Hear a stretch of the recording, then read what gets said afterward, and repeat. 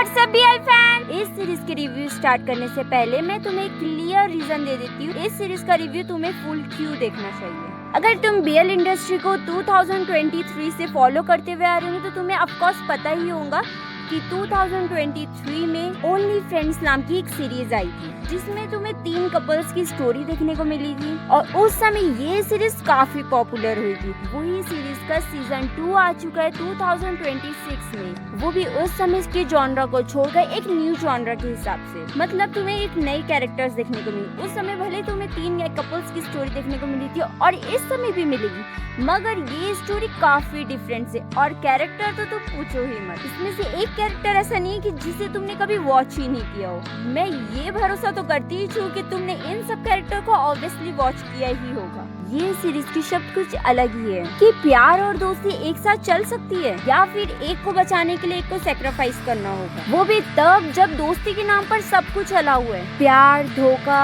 और बहुत से सीक्रेट। और जब सच सामने आते तो सब कुछ टूट जाता है, दोस्ती भी, दिल भी और भरोसा भी, सब कुछ खत्म। तो भाई इस सीरीज का नाम है only friends dream on season 2, जो कि आज पूरी तरह से रिलीज हो चुकी है। इसमें 12 एपिसोड तुम्हें 1 घंटे के अराउंड देखने को मिल जाएंगे। इस सीरीज का जॉनर है x relationship, friendship, friends with benefit, जो कि 30+ रेटिंग के साथ है। अगर तुम मेरे चैनल पे नए हो तो मेरे चैनल को सब्सक्राइब कर दीजिए एंड बेल आइकन को प्रेस करना मत भूलना, क्योंकि तुम्हें बीएल जीएल से सारी रिलेटेड अपडेट तुम्हें मेरे ही चैनल पे मिलने वाली है, तो सब्सक्राइब नाउ। मैं तुम्हें इस सीरीज का फुल रिव्यू। तो भाई इस सीरीज में तुम्हें देखने को क्या मिलने वाला है, तुम्हें इस सीरीज में 3 कपल्स की स्टोरी दिखाई जाएंगी, जिसमें first Dean and Jack, second Arnold और ताओ, और थर्ड कपल है रोमी और रेफ। तो भाई इस सीरीज की स्टार्टिंग ना कॉलेज प्ले अराउंड घूमती है। अपनी कॉलेज से रिलेटेड एक प्ले शूट करेंगे रोमियो और रोमियो, जिसे भाई डायरेक्ट करेंगे अपने जैक। और भाई इस प्ले के लिए उन्हें कुछ एक्टर्स की जरूरत होगी, जिसके लिए भाई अपने जैक ऑडिशंस निकालते हैं कि कौन इसमें इसके मेन कैरेक्टर के लिए रोल करेगा।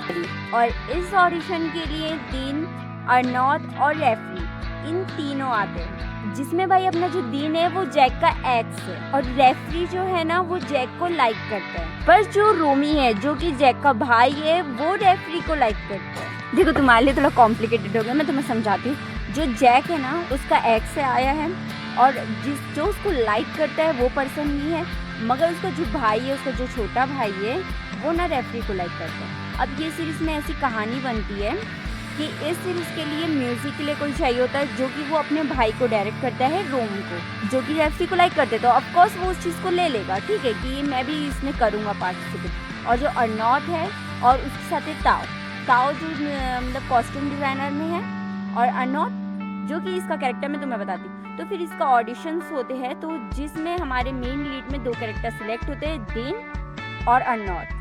रेफरी नहीं होता है, रेफरी को साइड कैरेक्टर मिलता है, जिसकी वजह से रेफरी डिसअपॉइंट होता है, मगर वो तुम कहानी में देख लेना आगे। रोमियो इस प्ले के लिए सिलेक्ट हो चुके हैं, दीन और अर्नोल्ड ये दोनों कपल्स के रूप में काम करेंगे। मगर लेकिन कहानी में सबसे छोटा ट्विस्ट तब आता है जैसे एक एक्स है और एक कपल है जो कि अर्नोल्ड है और उसका कोई अदर एक और पार्टनर है, और वो बंदा इनको दोनों को साथ में देख के जेलस हो रहा है कि ये दोनों शायद रिलेशनशिप में, ऐसा वाला चल रहा है इनका। बहुत कंफ्यूजिंग है, तुम देखोगे ना तो तुम्हारे को लगे कि ये दोनों मतलब बहुत ज़्यादा कंफ्यूजिंग है।